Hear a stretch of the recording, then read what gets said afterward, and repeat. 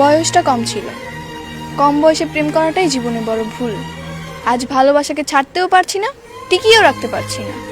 কষ্টের আর সীমা রইল না। চ্যালেঞ্জ নিয়েছিলাম ওর সাথে মেডিকেলে অ্যাডমিশন হওয়ার আগে আর দেখা করব না, কিন্তু 2 বছর পার হতে না হতেই হঠাৎ দেখা, শুধু দুঃসংবাদ আর হতাশা।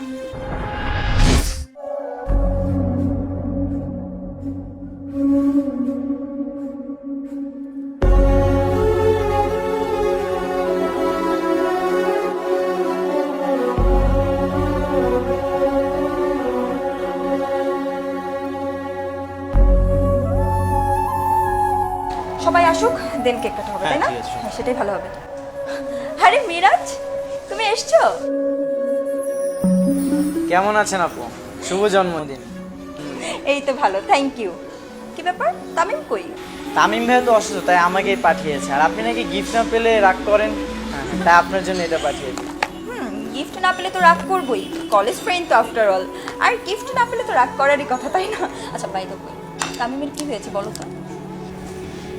আরোহী, তুই পেছনের সাইডে যে বসে যা। Happy birthday to you. Thank you.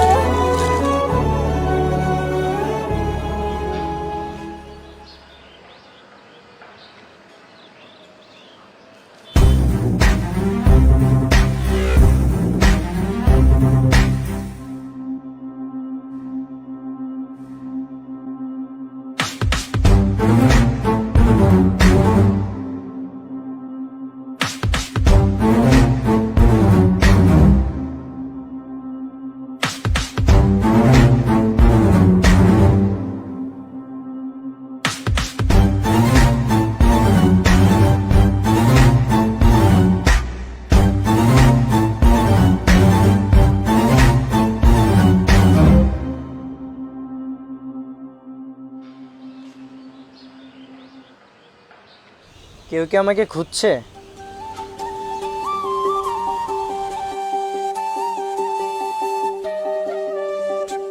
না, এখনো 2 বছর কাউকে খোঁজাও নিষেধ, দেখা করাও নিষেধ।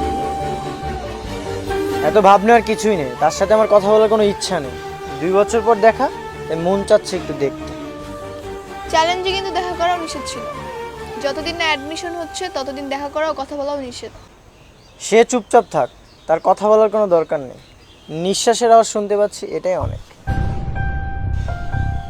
তবে শ্বাস বন্ধ রাখলাম।